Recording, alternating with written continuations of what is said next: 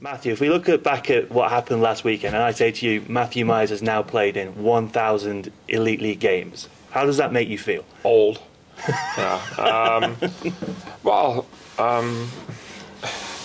it's crazy because it's a large number, but it doesn't really feel any different or any, it doesn't really feel like anything really. But it's cool, I guess. It's like when you turn 30 and someone says, how do you feel? You feel the same as you did when you were 29. Yeah, I still feel like a 25, like David Beauregard used to say. But I do. Thankfully my body is holding up well. And, I feel good. And, 1,000 games is a lot. I am 37 now, but I really don't feel like it. And when you look back on that, like you look back at 1,000 games and you realise you're now only the second person who shares that with your good friend Jonathan Phillips, does that make it even more special? That's probably what's cool about it, is me and John are the only two guys to do it. I say only. At the moment, we're the only. I'm sure there's going to be other guys who join the party. Yeah, Lacko, Richie. There'll be other guys that join the 1,000 games. But right now, me and Johnny, we grew up playing juniors together. I can see in my head right now the first day I met him at Wembley at finals weekend. I won't say the story of how we met because that's for off camera. But obviously we've grown up playing together through juniors, and then he went his way in his senior career. I came here, he went Sheffield, and we played together on the national team a lot. So. And you mentioned you played together on the national team. Now, a lot was made of it at the time, a lot was made of it afterwards, as it would have been when you played for Sheffield in the Elite Series. But when you were playing that, you met after interviews you've done since then, you mentioned it was cool to play for Sheffield because you got to play with Jonah. Yeah, that's right. There's a lot of people in my career, friends and family, like my brother, who I didn't play enough hockey with really as seniors, and I wish I had. Obviously, it's not possible, or not always possible. And to play that little mini-series and be in Sheffield with Jonah and the other guys, Dowdy, Davey, some of my other friends on that team, it was really cool. And then if you look back on your career sort of thing, actually, to go back to Jonah for one thing, I'm sure you gratefully shared that story about the car in that little video. I'm very grateful. But that was him, that was his fault and Phil Hill's fault, because they were too lazy to get me petrol, knowing full well that I was never going to get to practice the next day. So, yeah, thanks, Jonah. Thanks, Phil. And when you saw all those little messages from guys like Corey Nielsen, Rick Strachan, David Ling offering to bring you a pepper, did that bring back a lot of good memories? Yeah, of course it did. Yeah, I mean, I messaged all those guys and said thanks very much for their time, and now I wouldn't say I'm back in contact with them, but now from that video I've messaged them and we've been speaking a little bit, and on and off over the years. You can't keep in contact with everybody you played with. It's impossible. You'd never get off the phone. But there was a really nice video and well put together, and yeah, it was funny. If we look back at a guy like Corey Nielsen, what kind of impact did he have on your career? Because you obviously played with him for so long, especially here in Nottingham. Well, Corey obviously came as a player and then transitioned into coaching, and to be honest, he was probably the coach that gave me the most opportunity to play, a more impactful role. And he was always excellent at working with people after practice and little things like that, and his video was excellent, so that helped to break down the game and understand your mistakes and understand the things you did well too. It wasn't all about mistakes, it's about the stuff you do well too.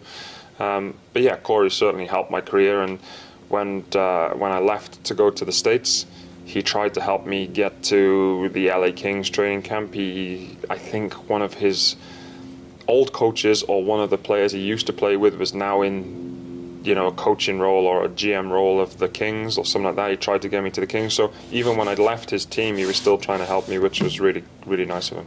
And was it Paul Adey who was the coach who brought you to Nottingham? Yeah, Paul was the first coach I played for here. So when you made that transition from Cardiff to Nottingham, did you ever think you'd go on the journey you did with the Panthers? Well, of course not. But when I started playing for Cardiff, I didn't think I would be playing 20 years later, but I didn't have any expectation. I didn't think I'm going to play for Cardiff for 4 years and then I'm going to finish and I'm going to become a builder or I'm going to become a surveyor or wherever it's going to be. I was just playing games. Season goes by, play more games, the season goes by, and next thing you know, you end up here at 1,000 games and 37 and playing, and but I never set any goals to achieve anything. I just enjoyed playing. And in that locker room downstairs, I know that you're a guy that people like Josh Tetlow, Jordan Kelsall, or Ollie Betteridge look up to. But when you first came into the game, even down in Cardiff in the BNL, who were the guys who you looked up to and who helped you through? Actually, difficult to say, really. The first couple of years was really difficult in Cardiff. There was a lack of money. There was lots of players in and out. It was really difficult, and I tell you the truth, I was kind of in my own little world, because I was 15, 16 years old when I started playing. I was going to school or college, I think it was then, and I was playing games, and I didn't really think too much about something like that. I really didn't. It wasn't something that I, without being rude, I never really stepped into the dressing room as like, oh, I'm in awe of this guy or I'm in awe of that guy. I didn't really ever think like that, And you said, like, those guys look up to me, and that's cool if they do, and hopefully it's just because I'm, a nice person to them, and we chat and we laugh and we joke, and hopefully with some stuff, I help them out with some hockey over the years of experience I've gained, and I can hopefully pass that on to those guys. But I don't want people to think of me as any different to anybody else, which they don't, And you mentioned like helping them out with hockey and things.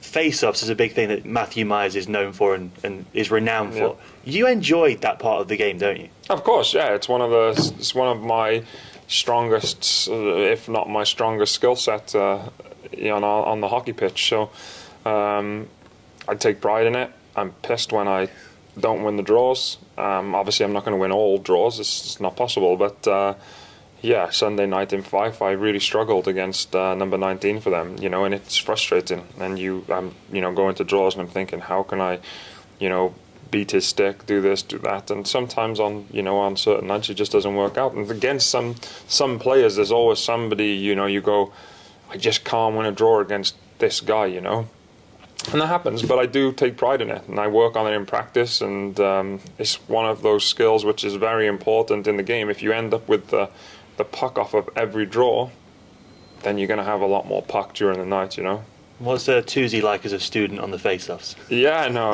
well, Toosey's Toosey, eh? You're saying Kels is the better student then? Yeah. No, well, no, Toosey knows what he's doing. Jordan's great on the draw too. They're both really strong. Centerman, Toosey's a lefty, so a bit more difficult for me to tell him I'll do this, do that. But not that he asks me. But at the start of the year, you were taking them left-handed. Yeah, I started taking them left-handed, and really I should have done that years ago. But it's too much of a difficult skill to learn at this stage. I'm just not strong enough going left ways, And then obviously, because you played down in Cardiff and then you played in Nottingham, back then that was in Cardiff, was in the Big Blue Tent, wasn't it? Mm-hmm. How did you find playing on that small ice in the Big Blue Tent? Because I imagine for your style of game, where you're a bit crash and bash sort of thing, that was built for you. Did you have to adjust when you came here on the big pad? No, not really. I mean, it's probably actually more difficult to play there because you're used to playing on bigger ice, all the time, quite often. I played many years in Nottingham before playing back in Cardiff in the Blue Tent. And you do take less strides. It is less skating, so it does help for getting to the net. Yes, you can get to the net a bit quicker, but it doesn't really change. It didn't really change the way I played. I still tried to play the same way, and I think I still play roughly the same way now as I did probably right the way throughout my playing time. And one guy who you're synonymous with playing with during your time in Nottingham is David Clarke. You and him complemented each other almost perfectly, didn't you? But I imagine, even from a brief conversation I had with David when we were getting that video sorted, you and him have such a good on and off ice relationship. Oh yeah, absolutely, yeah. Clarke is a great guy, and I actually went for a couple of beers with him the other day. Me, Goody, House, and Steve met up, and I haven't seen those guys for a long time, so it was awesome. But yeah, we some nights we didn't, some seasons we didn't always link up great. But with Clarkey being a shooter and me, doing the work that I tend to do, if we had somebody who was, a good passer or myself, and we could get the puck to Clarkey in that nice quiet area, we knew we had a chance of scoring, and quite often it panned out for us. Then you have a role on the team where a lot of nights you're taking a beating in front of the net. How do you? Obviously, you take care of yourself because you don't miss that many games through injury. But how do you prepare yourself to go through that on a nightly basis? Like on the power play, you're gonna get cross-checked all night long. Yeah, it's one of those things you don't really think about. And to tell you the truth, by and large, it doesn't really hurt. It's more of I think from the D point of view, they're not trying to hurt me or anything or hurt anybody. They're just trying to make me uncomfortable, make me off balance, make me not see what I need to see if I'm trying to tip a puck or whatever. Sometimes you get one like in the right spot, just above the elbow pad, and it hurts.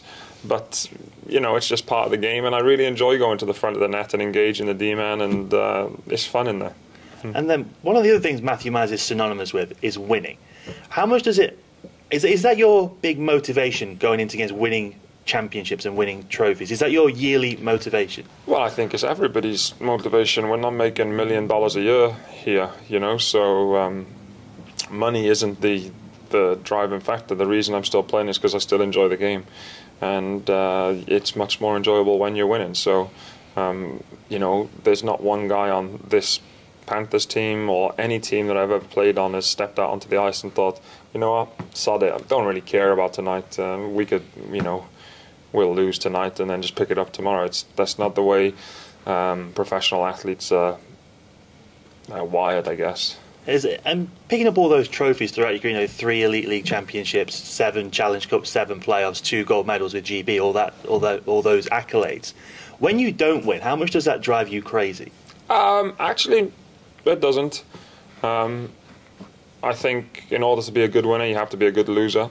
I wasn't when I was a kid. I was a really bad loser, and I learned the hard way that that's not the way to play any level sport, whether it's amateur tennis like I used to play or professional hockey like now. You have to be able to win and lose the right way, and sometimes when you lose you have to say, yeah, the other team played a much better game than us tonight, or you can be pissed and say, we didn't play well tonight, but they took the chances, and that's what happens. And yeah, I don't get, I've lost a number of finals here playing for Cardiff, say, or playing for Nottingham, and you're down, but you can't win every night, and that's the way it goes. Now, when you came back to Nottingham in 2010, I think it was, that really started that was when the start of the resurgence. The Panthers were picking up trophies all the time. They had the double, the Grand Slam treble, whatever you want to call it. How much fun is it to go through a run like that, where you just picking up trophies and winning games for fun almost? Oh yeah. Well, even though 2010 was pretty tough for a period. Yeah. No. Obviously, winning's fun. Like Crazy Eight said, winning's fun. Crazy Eights is John Craighead, if anybody's watching this and doesn't know. But he always said winning's fun, and it is fun. And obviously at the end of the year you end up winning a number of games, and that results in maybe one trophy, which is also really fun. So you never want to see in sport where one team dominates year after night, year after year, season after season. It's boring. Nobody wants that in sport. We want to see upsets. We want to see, like in the FA Cup, you always see lower league teams beating higher league teams, and that's awesome. It's awesome for the fans, it's awesome for the players. You could take GB, for example, playing at the level where a few years ago they probably shouldn't have been playing. And now they're playing at the level where they're winning games, and it's class. And we're talking about the resurgence of the Panthers when in that little period. To bring back the first league title in, 50-odd years, how much did that mean to you? And I know how close that group was because I spoke to plenty of them. But that was a special team. Yeah, no, it was the cool year. That was the year we won the Triple Crown, yeah. Right? That was a really that team was so good. It was crazy. But again, it's difficult because for the players, this 59-year or whatever it was drought, if you like, didn't apply to any of the players because there'd been guys there for 1 year, 2 years, myself maybe 5 years at the time. So, okay, yeah, I'd been 5 years without winning the league trophy, but that's kind of to be expected. You can't expect to win the league trophy or the playoffs or whatever it might be, Challenge Cup, year on year and what have you. So 5 years in, it's like asking one of the North American guys, 5 years in, it's taking you 5 years to win a Stanley Cup. Well, yeah, so, so it was great to win, but the span of years didn't really mean a lot to the players. It meant more to the organisation and the fans, I think. And can you feel, when you talk to the fans afterwards, like I remember speaking to, I think it was Jordan Fox, talking to people in Belfast after they've won the league in Belfast, and people are crying, telling him thank you, sort of thing. Can you feel that in that sense then? Yeah, no, that is it's a crazy emotion for the fans. But I remember being a fan of the Devils when I was a kid, and we'd go to finals weekend in Wembley, and then Devils would lose, and I would be upset. I was a kid, I was upset they lost, and when they won, I was super happy. So I get it. If you're passionate about hockey and you're passionate about Nottingham and your team wins, of course it's going to be exciting for you, and that's what obviously we're here to win and to win hockey games, but it's entertainment at the end of the day, and we want our fans to be entertained and happy at the end of every night, hopefully, that they've had a positive result and a good night of entertainment. And as one of the what's now called a non-homegrown player on the team, how much of a role do you play in making sure, even when you're back in Cardiff or back in the day, making sure that imports or non-homegrown players, realise that the league is the main trophy over here? Because that's a tough thing for them to get their heads around. Yeah, it is, absolutely. I was speaking to Welshie the other day, and I was saying how big the weekend in Scotland was for us, because if we, obviously we slept up on Saturday night and we didn't play great the whole weekend really, but I was saying, we really can't afford to lose many more games, because soon, even though it's December 1, the league could slip away quite quickly from us. The top team's still winning. Sheffield 4-point weekend against tough opposition. If we don't start to put a number of wins together, it's going to slip away quickly. But it's difficult for those guys to understand, because even when they come over to, say, Germany and play, just using Welshie as an example, I believe they have the regular season, but just like North America, they have the regular season to get to playoffs. It's all about the playoffs. So it's difficult for those guys, but soon they start to realise, we just need to win every night, basically. Then, obviously, at the end of 2013, you left Nottingham to go back to Cardiff for personal reasons, to be close to family and things like that. Did it make it easier to go after winning all that you'd won in Nottingham? Yeah, that did actually make it easier, because that was the year prior to that was the year we won the 3. And again, it wasn't like I'm staying in Nottingham to make sure I win the Triple Crown. That was, again, not really a goal that I'd ever set or would ever set myself. But obviously we'd had a successful year as a team. Me and Nairi got married. Nairi was, wanting to be close to the family. In fairness to Nairi, she said I could stay here and carry on playing in Nottingham, but it wasn't the best way to start the marriage off. So we made the decision to go back to Cardiff, and I always seen myself going back to Cardiff and finishing my career. Obviously that went pear-shaped, but it was an easy transition going to somewhere where we were comfortable, not necessarily with hockey, because I hadn't played in Cardiff for a number of years, but of course we knew the city, family, friends and all that stuff, so that was easy. And then going back to Cardiff, and obviously that is your hometown club. Yes, Nottingham's a home away from home for you, sort of thing. But how much fun was it for you to be a part of the resurgence of the Devils? If they've been through quite a few trials and tribulations, then the new ownership group comes in, and then they become one of the dominant teams in British ice hockey. Yeah. How much fun was that for you to be a part of? Yeah, of course. Again, we just kind of go back to, the Johnny Craighead winning's fun. Nobody wants to go. The first year I went back to Cardiff, we were towards the bottom of the league, and it was a miserable, tough year, and players in and out, and not winning games, and blah blah blah, and it was miserable.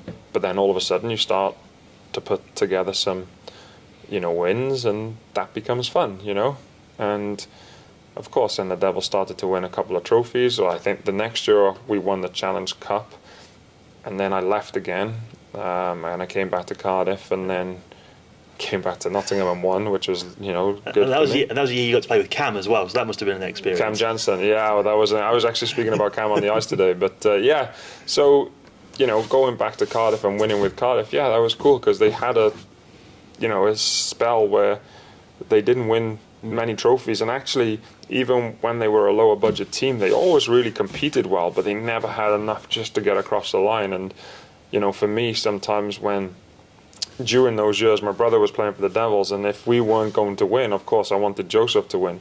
And it was really disappointing for me to see Cardiff just slip at the last hurdle when my brother's on that team and we can't win, So it was nice to be part of that, although I never got to play much again with Joseph, which is a real shame.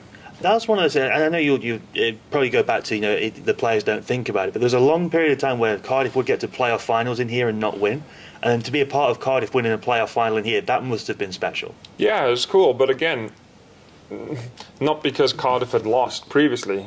It was because I was on the team, and what's the point in coming to finals weekend and not wanting to win? So we won, and that was good, And you mentioned a little bit earlier about going over to North America and playing in the ECHL. Now, not a lot of British players go and do that sort of thing. What was the motivating factor for that? Was it just trying to break that barrier, or to just try something new? Well, if I'm honest, and people will laugh as players, if any players watch this, they'll laugh. I went to North America to try and play in the NHL. I didn't go to North America to fulfill my dream of playing in the coast. That wasn't an ambition of mine, but you have to start somewhere. The coast is the first place to go. My ambition, my drive was to do well in the coast, move up to the American League. If I was lucky enough to do well in the American League, move up to the NHL. If I was extremely lucky, and of course that didn't pan out, but you have to have a go at these things, and I'm glad I did. I would have kicked myself if I didn't try, not just from a hockey point of view, but I had a really good life experience. Nairi and I got to see North America, 2 different sides of the country. We travelled quite a lot while we were out there because I was injured a bit, which was obviously disappointing hockey-wise, but gave us the opportunity to explore. So not only from a hockey point of view, but from a life point of view, life experience point of view, it was really good fun, and that was also part of the drive or the ambition to go out there. And is it quite cool for you to see guys like Liam Kirk out there and doing? Obviously, he's injured at the minute, but seeing what he's doing. I was sick. Yeah, I mean, we all want, hopefully everybody in this league wants Kirky to play in the NHL. I know all the guys on the national team do, and unfortunately he's had this severe injury, but he will bounce back. He'll come back stronger next season, and fingers crossed for him. I wish him every success and best of luck, and I really wanted to play some NHL games. And if we look back at that 15-16 season, it's quite a strange where you said you came back to Nottingham just for 1 year. How did that come about? Because that's quite in the CV. It's like Nottingham, North America, Nottingham, back to Cardiff, and then this one off season back here. Well, what happened was it was obviously I went back to Cardiff, and I thought, right, I'm going to come back to Cardiff, settle down, not take it easy, because I wasn't planning to take it easy with hockey. I wanted to come, be impactful, win hockey games, win trophies. But I thought, right, I moved back to Cardiff, I'm going to retire playing hockey for Cardiff. It didn't happen, and I think I'd called Corey. I think he was the coach. He was the coach, and I basically said, "Look, I don't have a job. Cardiff not interested, and I need a job. Do you have any spots?" And he said yes straight away. I ended up signing a multi-year deal, which was one, great, but two, I knew in the back of my mind, I'm like, okay, this is great from a security point of view of hockey, but I don't know how it's going to go with my marriage, because Nairi just started a job in Lanishan High School, and she was staying in Cardiff, and I was moving here by myself. So I was like, okay, I've signed a multi-year deal, which is fab, but I need to make sure my personal life is just as good as my hockey life. And after the season, well, about Christmas time, January time, I realized that it wasn't going to pan out for the amount of I'd signed for multiple years, and it wasn't going to be a way to live for you couldn't keep up that. I could feel it. It wasn't going to be the way we could have a successful marriage, and to her career and my career in hockey over those years. And I was really disappointed, because I thought, Cardiff's not an option. Nottingham is a very good option, however, it doesn't work with my personal life, and I thought that that time probably going to be the end of my playing. And I had a really difficult conversation with Gary Moran, Not difficult because he made it difficult. Difficult because I felt like I was letting him down.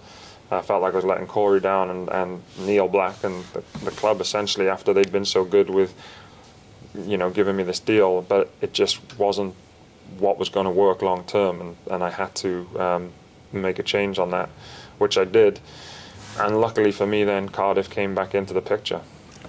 You say Cardiff came back. Did you ever think Nottingham would come back into the picture again at that stage? Well, no. I mean, yeah, of course. And when I ended up signing back in Cardiff, and I was there for maybe 4 or 5 years, I thought then for sure this is going to be my last stop. I had a testimonial in Cardiff, which I'm yet to do.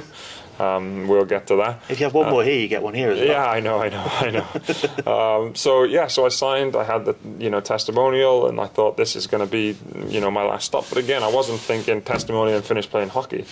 It was like testimonial, and then let's carry on playing hockey and win some more trophies. And COVID hit, shut down the season. Obviously disrupted.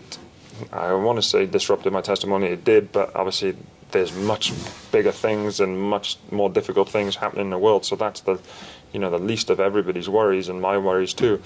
And then obviously Cardiff was no longer an option for me. They brought in new coaching, and there was no opportunities for me there. So at that stage, I'd spoken to Deuce, but they'd filled up with their quota of British players, so to speak. And that wasn't an option. But then I had a few things in the pipeline in Europe, but I needed to skate, so I asked Deuce if I could come and just practice, and he said, "Yeah, of course, do it." And then a couple of weeks later, he called me and said, "Actually, maybe we should change it from just practice to this." And I spoke to Nairi, and we're like, "Yeah, why not? We love the city. We didn't move because we didn't like the team. We didn't like the city. We moved because we needed to be closer to family." And then when this opportunity came back up, it was an easy job to sign the contract with Deuce, because we knew it was just going to be like. Actually, we signed the contract while we were on holiday, and we basically flew straight from holiday to Nottingham. But it was like we'd left from Nottingham to go on holiday. It was like we just had 2 weeks in Switzerland, and then we're coming back home. It was like never been back away. home. Yeah, it was like never being away. And when you look back at that, how aware at the start of the year how close you were to 1,000 games in the Elite League? I had no idea. I literally never look at anything like that. I don't look at stats, player stats, or anything like that. As you know, I work outside of hockey, so when I leave the rink, unless somebody tells me, I really don't know. So I leave the rink, I go and do my day job, I chill out in the evenings, and completely get away from hockey, and it's much better for me. But I didn't know. I didn't know when I hit 900 the year before, or year and a half. In here. I actually hit it in here, yeah. But again, I didn't know that, and it was only until somebody told me. Chris Ellis messaged me last week and said, "Mate, do you know how close you are to 1,000 games?" I was like, "I have no idea, but I'm guessing you do, because otherwise you wouldn't be texting me." And he said, "Yeah, you're at 198 or 199, wherever it was. Sorry, 998 or 999." And I was like, "Oh yeah, crazy, yeah." Oh, I remember when I texted Guy Lepin, he said, "What a treat for Matthew having his 1,000th game in Dundee." Yeah, it was. I mean, you saw the presentation it they did was for me, nice. And that was absolutely awesome. And I didn't know I was going to hit 1,000 games. I certainly didn't expect a presentation like that from a team that I've never played for. On the road, it was lovely, and the fans, it was awesome. The fans did that. It was awesome that the ownership group did that for me, and yeah, it was class. And obviously, you've got a lot of years left in you to see the way that you play in the game now. But you are on the other side of that, the journey of being a player, sort of thing. Mm-hmm. Is staying in the game something you're interested in once you finish? Because obviously you do have other interests. Yeah. Obviously, I've got my career outside of hockey already up and running for the last 7, 8, maybe 10, almost 10 years. No, 7, 8 years, something like that now. Staying in the game after hockey, after playing, I don't know. And I guess we'll just cross that bridge when we get there. I mean, I've never really had a drive to be coaching or GMing. I don't know is the honest answer. We'll just have to see what happens when I get to the end of my playing days. And after your next 1,000 games. Yeah. After my next 1,000 games, yeah. So when you get away from the rink, how do you decompress? Like, say, when you get away from the rink, you said you shut down, you don't think about hockey. What do you do when you're away from the ring then? Well, like a typical day for me right now, in kind of COVID changed the way I work too, because changed not me, changed everything. But now for me, most of my work, even though it's a construction company, I was sort of office based, everything off a computer. Obviously, I did site visits. Now I can't do those being located here, and that's about the only thing that I can't do within the business that I'm inside. So typical day for me is wake up at 7, do a couple of hours work on the computer before coming to the gym or going to practice. Finish practice at noon, like we did today. Whiz home, have some lunch, back on the computer, jump on the phone, and carry on doing whatever it may be. Whatever the business needs that day, responding to emails and all the junk which goes on behind the scenes of a construction company, I guess. And then Nairi teaches till 5:30. 5:30, 6 o'clock, we both put our computers away and we chill. We live right downtown. We can go for a walk. We've got lots of, all the boys live downtown. We've got friends from the city who are always in and around the centre. So it's coffees or beers in town, go for dinner in the restaurants. And yeah, it's just a nice, actually really nice sort of relaxed way of life now. Whereas when I was in Cardiff, I was a bit more hectic because I could do the site visits. So you never know, I might finish practice at Cardiff Bay at 12 and I had to be in Bridgend for 1, so it'd be like, oh, actually I gotta whiz off to Bridgend, whereas now I'm 5 minutes walk from my house and I'm back on the computer. And so to finish, so you ready for the Elite League season to get really crazy as it always does around Christmas into January? Yeah, of course it does get busy, but again, games is the fun part. The practice, it's fine, but games is the fun. So I'd love to play 82 games a season, play Wednesday, Friday, Saturday. That'd be way better. Less practices, more games. It'd be awesome.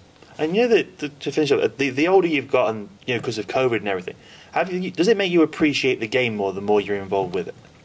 I certainly appreciate playing and enjoy playing way more now because I know I'm a stone's throw from finishing than I did when I was 22. For sure, I just thought at 22, well, that's another season done. I'll just play another season, and I'll play another season, I'll play another season.